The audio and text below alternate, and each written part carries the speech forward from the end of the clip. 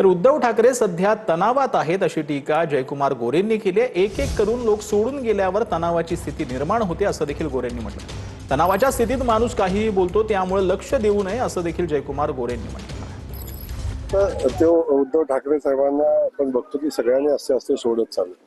पहिले आमदार सोडून गेले, पुन्हा खासदार सोडून गेले, पदाधिकारी सोडून गेले, आता आमदारांची चलबिचल चालू आहे।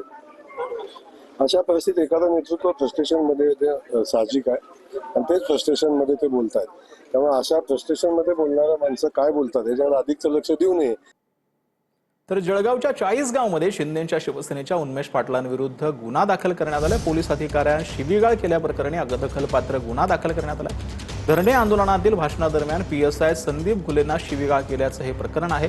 पोलीस उपनिरीक्षक घुले तरुणांच्या विरोधात खोटे गुन्हे दाखल करत असल्याचा त्यांनी आरोप केला। गोपनीय शाखेतील पोलिसांच्या तक्रारीवरून हा गुन्हा दाखल करण्यात आला। पीएसआय घुले, तुम्ही लक्षात घ्या, खाकी वर्दीतला हा पीएसआय घुले हा रक्षक नाही, भक्षक आहे, भक्षक।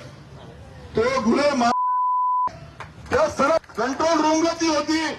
तू माझ्यासोबत चल, एका ठिकाणी जायचंय, तू माझ्यासोबत जर आली नाही तर तुझं कंट्रोल तुझं जमा करेल, तुझ्या पीआयला तक्रार करेल, तुझे शेअर मी लिहिल, तुझ्याशी संवाद मला करायचा आहे। असा जर एपीआय या 40 स्टेशन मध्ये बसून तुम्ही आम्ही न्यायाची अपेक्षा करत असू तर 40 सहन करणार आहे का तुम्ही?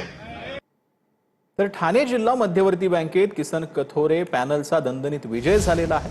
21 पैकी 17 जागांवर सहकार पॅनलची सरशी पाहायला मिळते। माजी खासदार कपिल पाटील गटाला मोठा राजकीय धक्का बसला। बदलापुरात समर्थकांनी ढोल ताशांच्या गजरामध्ये जल्लोष केला। उपमुख्यमंत्री एकनाथ शिंदेकडून विजय पॅनलच्या उमेदवारांचा सत्कार देखील करण्यात आलेला आहे।